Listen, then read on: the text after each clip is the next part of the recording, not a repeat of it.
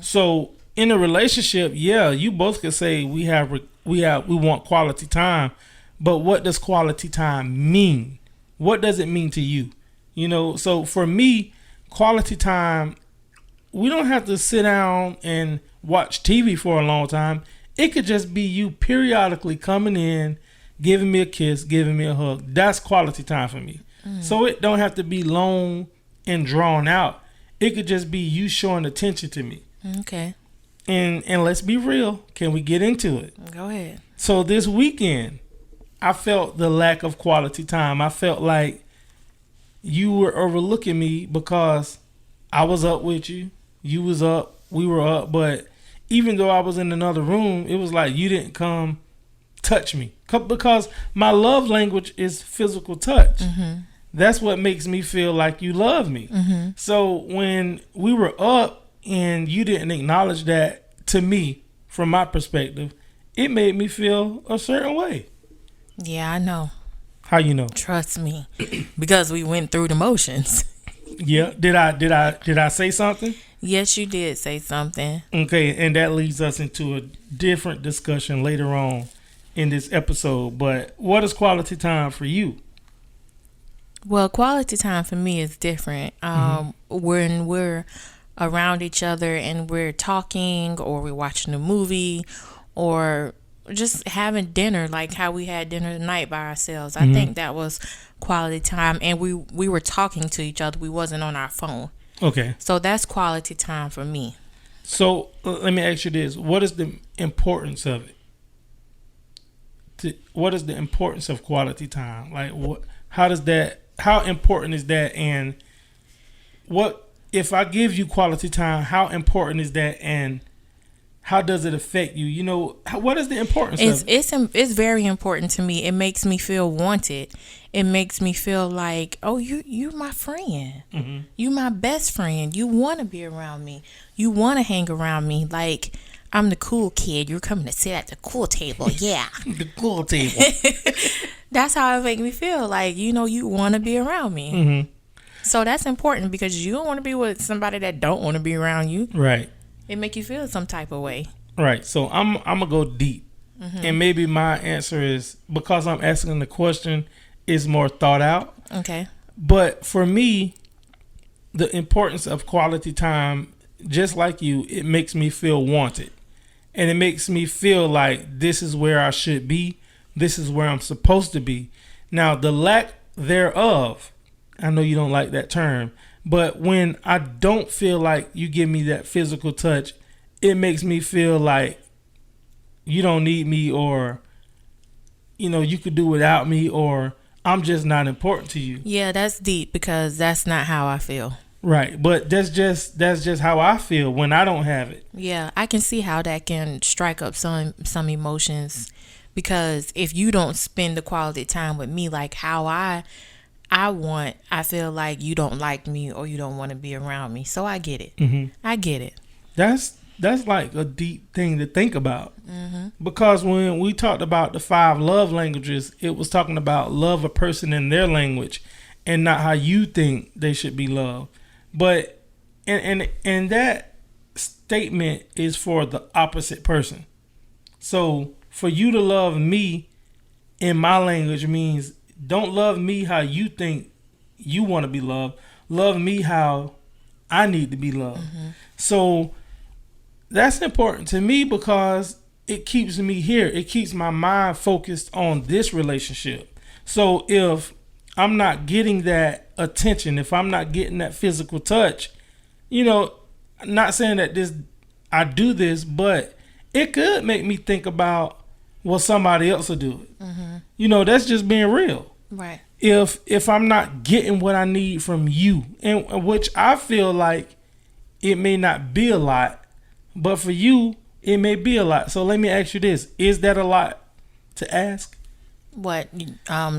Your love language? Yeah, just paying attention. Like, if me and you in the house, I'm in the room doing something, you in the front room doing something, just coming in, checking, touching me or something like that. No, it's not a lot to ask. Okay.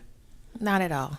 All right. I just wanted to know, because listening to ourselves talk and just thinking about this conversation, that makes me think, like, how much of a burden is it for the other person? It's not a burden. I just think that, like, this weekend, it was innocent. I wasn't intentionally, did I say that right? Intentionally ignoring you. I wasn't. I think it was just an innocent thing that happened. You know, I knew you was up. I knew you was around, and I appreciate you. I love you.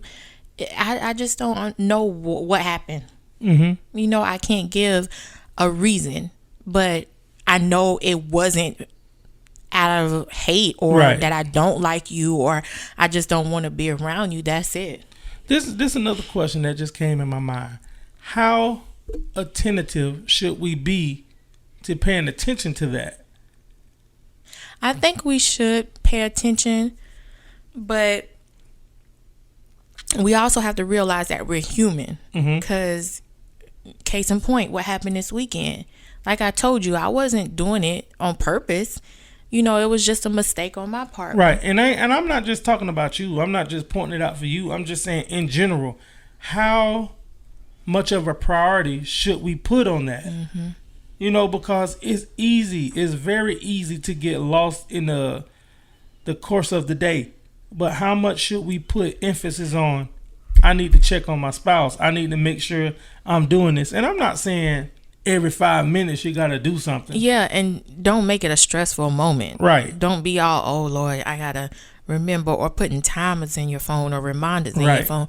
It's not like that. It's just, I guess, like a natural thought. But would that be a bad thing to put timers in your phone if you're a busy person? No, it depends on your situation. I don't think it is. Because some people are busy. And I'm just thinking, like, I'm thinking outside of the box, because I feel like when you think outside of the box, it helps to improve your relationship. And I'm not saying that this, like you said, it have to be a stressful thing, but how much of a priority are we putting on our partner and the things that they need? Well, go ahead. It should be a priority. I think that's what makes a healthy relationship. Okay, so that's a few tips from that. So I don't want to dwell on that too long, but you had anything else to say about it?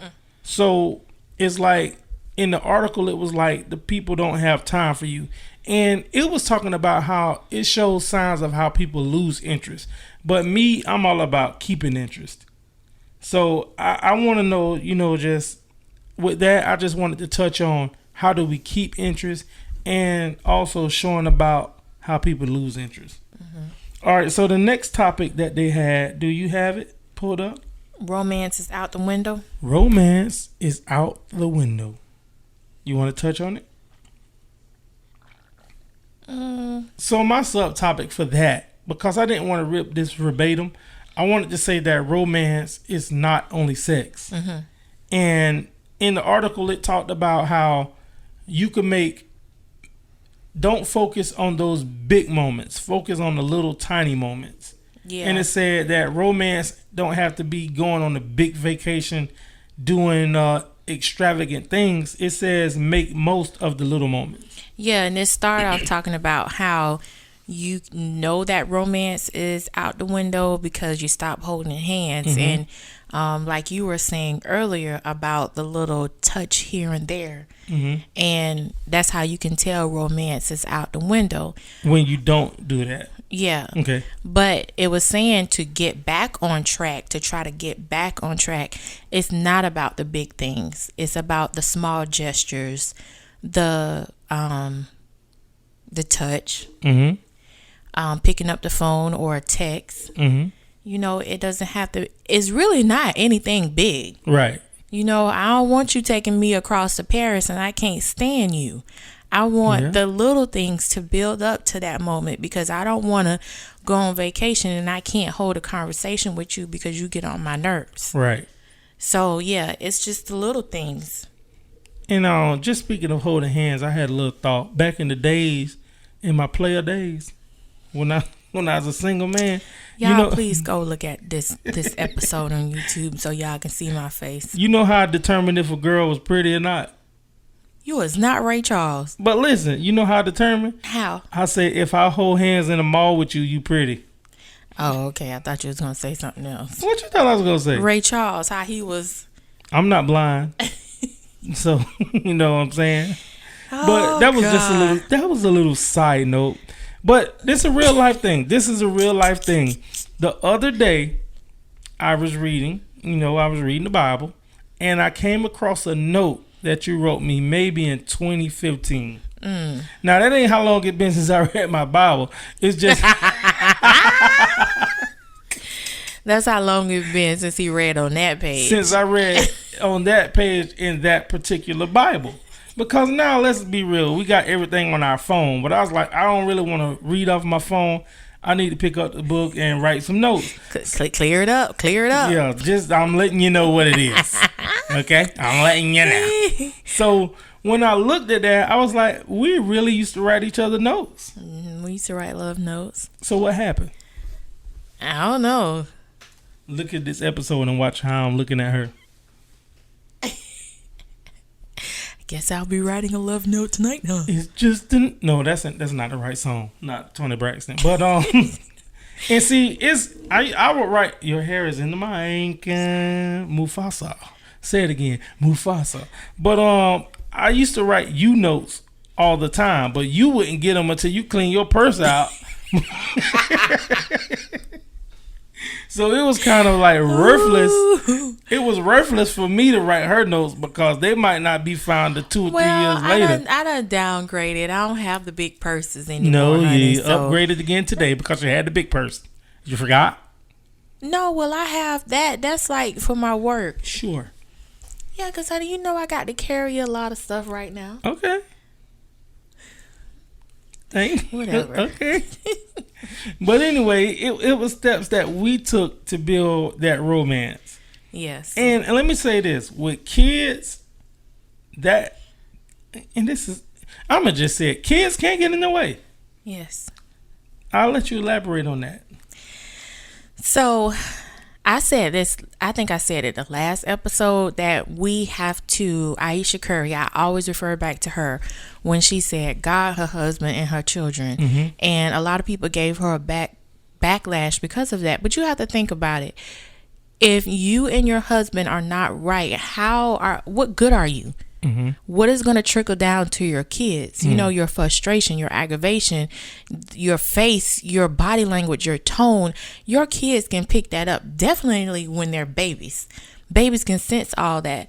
So that's what, one thing about romance, kids can get in the way, but you have to make sure, of course we have to take care of our kids, but you have to make sure that you're balancing that. Right. You have to make sure that you're taking care of one another, because I feel like if you guys feel good and healthy within your relationship, everything will just flow. Mm-hmm. Because I know when we have our disagreements, I feel like, ugh. Yeah, you do. You know, and it shows. Just me? Yeah, for the most part. I'm not going to take any blame. Oh, okay, so I'm the only one that feels some type of way when we having a disagreement. Your day goes smooth. No, my day don't go smooth. Okay. I was just going to let you take all the blame. Get it together, Mr. Kruger. Why would I put my head in the guillotine? Because we're a team. So we supposed to die together. But like I was saying earlier, kids, we love them. They're our everything, but we have to make sure that they don't cause those tensions within our relationship. We have to make sure we take care of one another. Right. Because we did struggle with that in the beginning of our relationship. I think a lot of people do. Especially when we had a blended family.